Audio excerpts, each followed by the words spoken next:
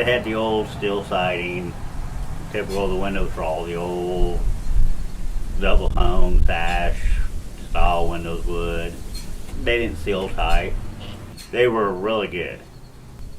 Finished all the trim, siding, and around all the siding and windows and everything. And siding guys, they were here on a Friday.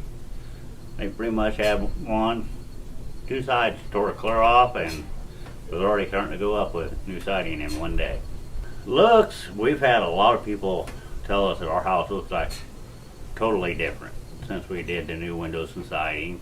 We have noticed it a lot more quieter in the house with the new windows, and they did do the foam insulation behind the siding, so it's helped quiet the house down from road traffic and everything.